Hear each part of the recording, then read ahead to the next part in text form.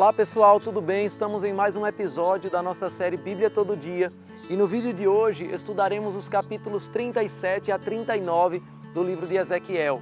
Curte aqui, compartilha com outras pessoas, usa a hashtag Bíblia Todo Dia e não se esqueça de acessar o site pastoredilson.com, se associar ao Maximize e se tornar um parceiro nosso. Desde o capítulo 36 de Ezequiel, vemos o profeta começando a lançar uma mensagem que fala da restauração contínua pela qual Israel iria passar, onde cidades arruinadas seriam reconstruídas e terras desertas seriam lavradas mais uma vez. Mas o capítulo 37 traz uma imagem dramática dessa restauração, talvez a passagem mais conhecida e mais pregada do livro de Ezequiel, a do Vale de Ossos Secos. A Bíblia diz no capítulo 37, versículo 1, a mão do Senhor estava sobre mim, e por seu Espírito Ele me levou a um vale cheio de ossos. É possível que esse vale seja o mesmo onde o profeta houvera recebido o seu chamado. Nós devemos ter o cuidado de não deixar que a familiaridade com essa passagem nos impeça de entender seu verdadeiro significado. E também devemos atentar para o contexto mais amplo dessa visão, tanto na história quanto no livro de Ezequiel, do ponto de vista espiritual. A Bíblia diz no versículo 2, Ele me levou de um lado para outro e pude ver que era enorme o número de ossos no vale e que os ossos estavam muito secos. Essa experiência deve ter sido muito forte para Ezequiel, não apenas pelo número grande de ossos humanos que ele viu, mas também pelo fato de que um sacerdote, segundo a lei, como nós já estudamos, não podia ter contato com cadáveres humanos. Muitas vezes, Deus vai nos levar para lugares que são incômodos, que são até mesmo considerados impuros, para sermos um instrumento de transformação para as pessoas naquele ambiente. Nós vemos a Bíblia dizendo no capítulo 37, versículo 3, Ele me perguntou, filho do homem, estes ossos poderão tornar a viver? Ezequiel conhecia a história de algumas ressurreições na Bíblia.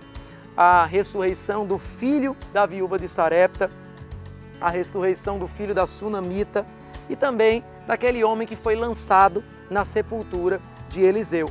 Mas a ideia de um vale inteiro de ossos secos voltar à vida excedia a capacidade intelectual humana de compreensão. Responder sim da parte de Ezequiel poderia parecer muita presunção, muita arrogância. Responder não poderia parecer limitar o poder de Deus. Então a Bíblia diz no versículo 3 que ele respondeu, ó soberano Senhor, tu sabes.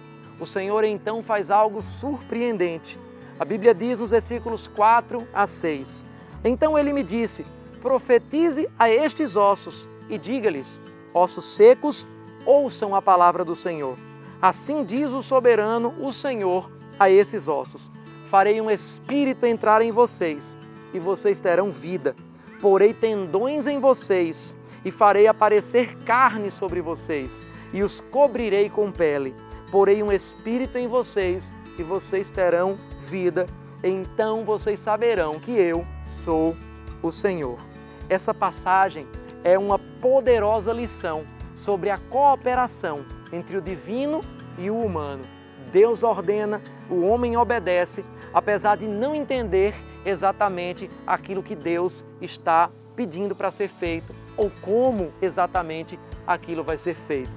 A Bíblia diz no versículo 7, e eu profetizei conforme a ordem recebida.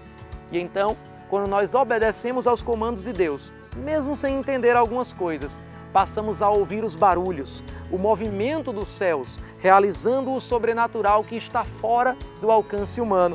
A Bíblia diz nos versículos 7 e 8, enquanto profetizava, houve um barulho, um som de chocalho, e os ossos se juntaram, osso com osso. Olhei e os ossos foram cobertos de tendões e de carne, depois de pele, mas não havia espírito neles. Finalmente, a segunda etapa desse milagre, que pode ter inúmeras interpretações diretas, é a vida do Espírito, que é ministrada através das palavras do profeta. A Bíblia diz nos versículos 9 e 10, a seguir ele me disse, profetize ao Espírito, profetize, filho do homem, e diga-lhe, Assim diz o soberano, o Senhor: venha desde os quatro ventos, ó Espírito, e sopre dentro destes mortos, para que vivam. Profetizei conforme a ordem recebida, e o Espírito entrou neles. Eles receberam vida e se puseram em pé, e era um exército enorme.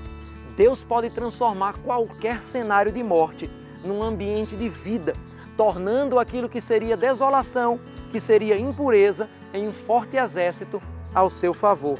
Do ponto de vista histórico também, essa visão se referia à restauração da nação de Israel, que voltaria do cativeiro.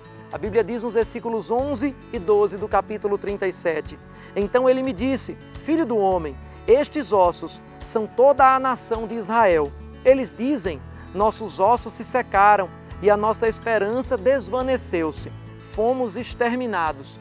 Por isso, profetize e diga-lhes: assim diz o soberano, o Senhor: ó meu povo, vou abrir os seus túmulos e fazê-los sair. Trarei vocês de volta à terra de Israel.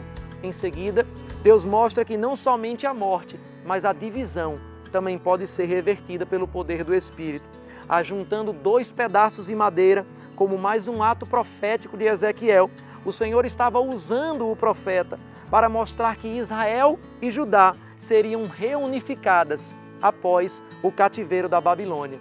Não existe cenário, não existe divisão, nem mesmo a morte, que não possa ser revertido diante da obediência ao Senhor e diante do poder do seu Espírito.